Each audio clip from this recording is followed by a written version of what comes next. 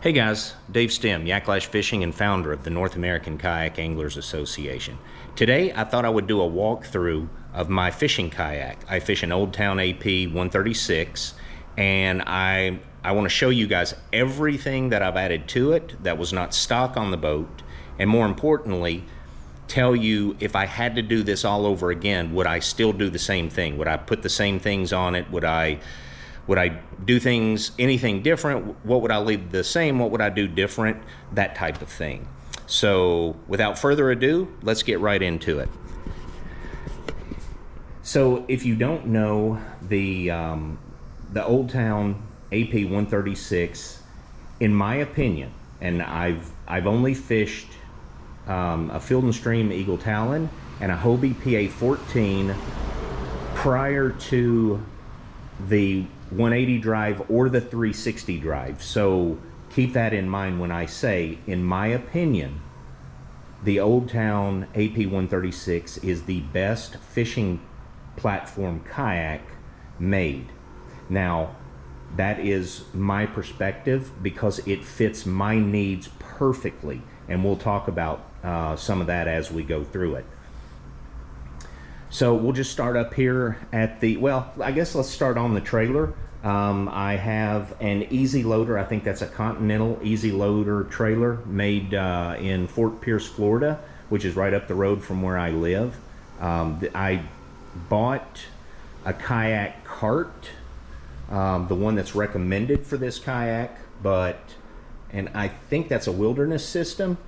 But even on a kayak cart, this boat's just too heavy, and so now I'm just relegating myself to the places that have a ramp for easy loading and unloading, because it's just a heavy boat. I mean, that's one of the downsides, is that it's heavy and it's slow. But you know, you take the good with the bad. So anyway, from the front, pretty well. Let's see. I've added the Kydex keel guard. I have it both here on the front, and I put one the length of the back. I don't know how well you'd be able to see that. Let me see if I can get back here and get maybe a better view of this. Not sure if I did. I'll edit it out if I didn't, but I have Kydex keel guard running, protecting the bow and the stern, the low spot on the stern. Okay, so coming back, I have a yak power system on this boat, and I have the 5-point yak power system, and I'll show you where it's mounted and all of that when we get to it. But I have the yak power navigation lights, and this is one of the things that on my next kayak I love these lights. They're great, but I'll put button lights instead of these. And the reason, a button light, if something goes wrong, it's easier to replace. These, you have a long surface area, which is more area to get scratched or to hit something, and you're also depending on glue to hold this middle section down. You do have a screw on the front and the back, but all along the middle is glue, and I've had to upgrade the glue on both of mine, and they've held fine for 4 years or 3 years or however long I've had the boat. But that's one of the things I would change. I have the Minn Kota heading sensor puck. It made the most sense for me to mount it right here. A lot of people said that the motor would interfere with it, but I've not found that to be the case at all. I have the standard Minn Kota motor. I did replace the prop nut with the eliminator nut, and it's supposed to cut down the vibration and make the motor a lot quieter. Whether it does that or not, I don't know, but I thought it was for 40 bucks, it was worth the investment, because I stand a lot and throw a cast net for bait. So it's hard to sneak up on bait with a trolling motor. So you want it to be as stealthy as it possibly can. And so when I talk about how this boat fits my fishing perfectly, that's why I could never fish a boat with a pedal drive or even the fins or anything that I need to be able to move the boat forward, backward, in all directions standing up. And so with a trolling motor, obviously I have that option. I replaced the factory trolling motor plug with the heavy-duty Minn Kota plug. And these things, I can tell you, everybody always wants to know, you know, what's the best plug? Well, in my opinion, it's this plug right here. It's not cheap. I think it's about $115, maybe more, on Amazon. But this thing is space shuttle quality. I mean, it is absolutely bulletproof. You can see how beefy the female end is, and then up here on the male end, it's pretty significant. And it's a nice thread, nice waterproof plug. And the plugs, if anything goes bad on these boats, the plugs seem to be what goes bad on them. One of the first things to go bad on them. So from there, you can see I've got the Yak Power lights here. 2 of the strip lights. I think these are the 12-inch, and I believe they are blue. And the fact that I'm not sure what color they are tells you how often I use them. Am I sorry I did them? No, not necessarily. But after 4 years, I think the next time I use them will be maybe the 2nd or 3rd time I've turned them on. So, was it worth putting the holes in the boat? I don't know. Again, I'd probably go with button lights up there for the same reasons as I would go buttons on the nav lights. And I did put button lights here in the under the seat. I have 2 under the seat there, and then 2 more behind the seat.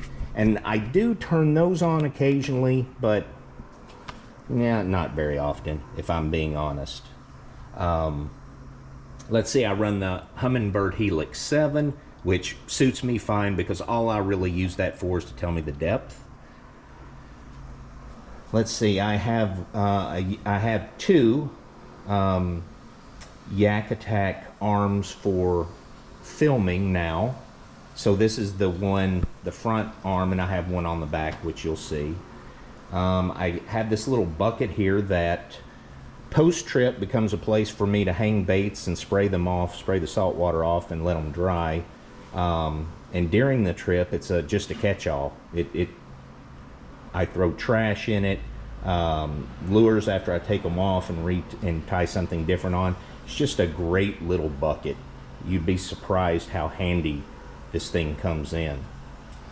Coming back, this is a rescue step, and this never comes off the boat. This stays on my boat, and all this is if you're overboard, this is a device that helps you get back on your kayak very easily. And the last time someone asked me about this, and I was recommending it, and I bought mine off of Amazon, and I think maybe the guy who made these sold out to Hobie. You can still find them on Amazon, but I think they're a Hobie product now, which probably means they're more expensive than what it was when I bought it. But it's just a safety thing. When I go out, of course I wear my life jacket. I have this rescue step, and I carry a 2-way radio with me as well, which that's one of the things that stays in this bucket during the trip. So coming back, I'll show you, this is where I mounted the Yak Attack control, and I have the puck, the fish finder, the nav lights, and then the button lights and the strip lights in the boat. Those are the 5 things that I have hooked to it. My seat is on Navarre Kayak seat risers. Would absolutely recommend. I recommend anything that Nick makes because he's a great guy. He's a fisherman. He's just a guy that's trying to make a living in doing what he loves, and he stands behind everything. He'll custom make stuff if you ask him. He's just a fantastic dude. Can't recommend Navarre Kayak enough. But I have the highest ones. I think they're 2 inches in the front and maybe 3 inches in the back. And I'm 6'1" and a half, 6'2", and this just makes my seat easier to stand up because it just raises the seat, and I like it. I like being seated from a higher position. So under the seat, I run the Dakota Lithiums. I have the 100 amp hour for the motor. That's the only thing on that. And then I have the 18 amp hour for the finder, the puck, and all the lights. And the way I mounted that is I took just took one of these little boxes, one of those little orange marine boxes, just like you see on the shelf there. I cut the top of it off, used industrial Velcro to put it, to attach it to the floor. I set the battery down in it and hacked up a gardening pad. I created a bottom so the battery is actually sitting on a piece of foam, so it won't rattle or vibrate that way. And then I wedged pieces in on either end to keep it solid, and it is rock solid. And I also, I don't know if you can see that, but I've used industrial Velcro to Velcro the Yak Attack power system hub to the front of that, to the front of the box to keep it up off of the floor.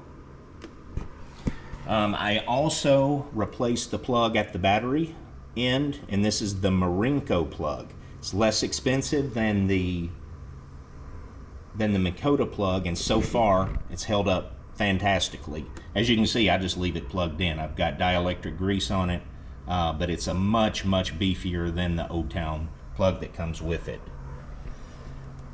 Okay, so from there, so I have these rod holders that this is everything on my boat exists for a reason and to do a specific job. So one particular place that I fish, there's an area to fish, but in order to get to it, you have to go under a low bridge. So because my rods are sticking up vertically and I've got a 8-foot spike on my power pole, I can't go under that bridge. So if I want to go under that bridge and get back there and fish that area, I have to lay the rods down and lay the power pole spike down, and then I can fit under the bridge. Or if I'm fishing docks and instead of going all the way out around the dock and coming all the way back down, if it's high tide and I just want to fish the shore end of the docks, then I can do this same thing and I can just slide right under the docks, and it saves me a lot of time going all the way out and coming all the way back around just to get around the dock. So in order to do that, I ordered a handle from Nick at Navarre that would accept a rail mount. And so I have these rod holders that I can just swing out. Those will hold my rods horizontally, and then I'll take the spike and I'll put it on the other side of the boat.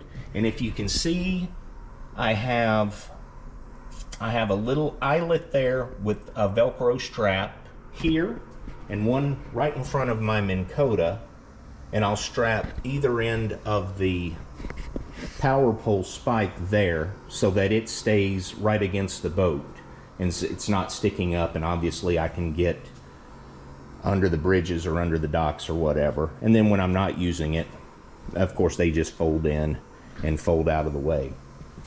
So another thing, I added a battery meter so that I'm never caught with a dead battery, because again, these boats are heavy and you do not want to paddle these boats. I can assure you of that. So I always want to make sure that I've got enough battery power to get home no matter where I am. And this will give me an instant feedback on what my battery situation is. I did put aftermarket flooring in this boat. This is just an Amazon, like a knockoff SeaDeck product. And it's actually held up very well. I'm actually very impressed with how well it's worked. And I obviously did the entire back well of the boat, and then put a little piece here beside the seat, because this is where I keep a few tackle boxes, and that dampens the rattle of those. And you know, as a matter of fact, I made, kept, and I have the stencils, the template to cut that out. So if anybody wants that, let me know. I can probably cut you out a set for your own. Now, and it will only be the AP 136, obviously. But you know, I think I have maybe, I don't know. I don't remember what the cost of the material was, but it wasn't bad at all. And I set this bait tank back behind me, and that's why another reason I wanted to put this down is to keep that bait tank from sliding around and from rattling.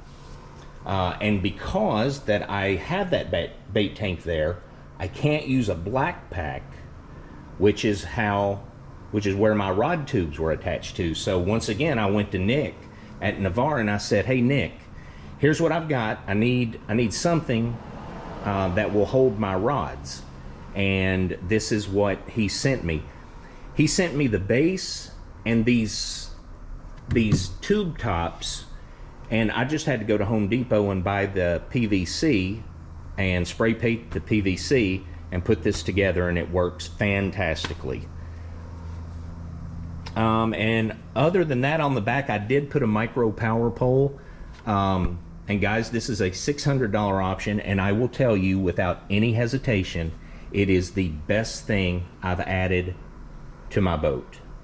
And again, keep in mind, anything I say, I'm basing that on the type of fishing I do. And I fish a lot of intercoastals. It's shallow water. I'm usually in 5 feet of water or less. But between this and the spot lock, it's just an absolute game changer as far as finessing a spot and sitting in a spot or on a spot or in a particular angle to a spot. It's again, I can't believe that I'm saying this, because I never put it on any other boat that I owned, but I'm telling you, this is the game. If there's a game changer on this boat, this micro anchor is a game changer for the type of fishing that I do. And other than that, I think that's about everything that's extra. My boat is named the Intubate because my wife is an anesthesiologist, and I try to keep her happy, because keeping her happy makes my life better. So I hope you've enjoyed this walkthrough. If you have any questions or want any information or want the links to anything that you've seen that I have on here, just, you know what, shoot me a message. If I may have to, it may take me a while to find it, but I'll go back through and I'll find where I ordered any of this stuff from, and I'll send you the link directly. Or if you want the padding, the C-deck material on the back of your AP136, let me know, and then we can talk about that. So that's it, guys. This is an absolute fishing machine. It fits me perfectly, and I could not be happier with the AP136. I hope you've enjoyed this video. I hope this has helped you. If I can help you further, like I said, send me a message. And until next time, tight lines.